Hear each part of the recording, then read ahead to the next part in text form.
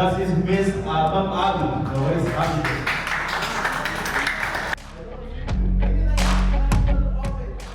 Circle, go.